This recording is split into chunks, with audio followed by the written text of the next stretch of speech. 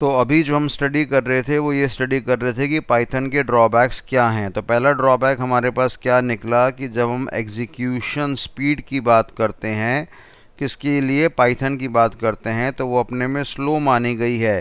किसके मुकाबले में? सी लैंग्वेज के मुकाबले में और सी प्लस प्लस के मुकाबले में, और साथ ही साथ देखने वाली बात है जावा के मुकाबले में। तो जो कुछ लोग कह रहे हैं कि सी ख़त्म कर दिया पाइथन ने, सी प्लस प्लस को ख़त्म कर दिया पाइथन ने, जावा को ख़त्म कर दिया पाइथन ने, उन बेचारे टीचरों को, बेचारे बच्चों को यही ज्ञान नहीं है कि सी लैंग्वेज का पर्पस क्या था, सी प्लस प्लस का पर्पस क्या था, जावा का काम करने का पर्पस क्या है। अब ये जो हमारे पास आपके जो हमने डिस्कस करे थे लैंग्वेज ट्रांसलेटर, हमने कहा ये कितने तरह के हैं? फिलहाल हमने 3 तरह के बोले, जिसका शॉर्ट फॉर्म हमने क्या बोला?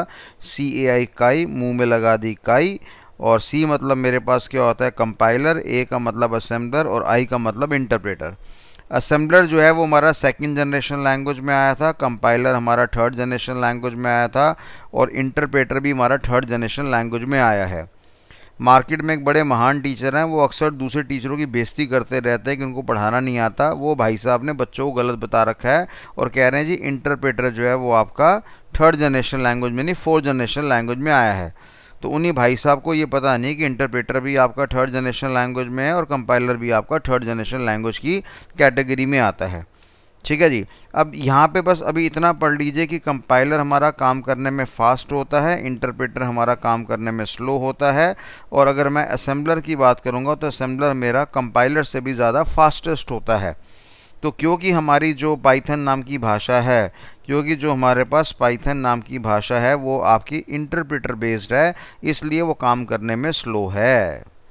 ठीक है जी। तो इतनी जानकारी हमने डिस्कस करी कि Python is based on the concept of a special language translator known as interpreter which is quite slow in working.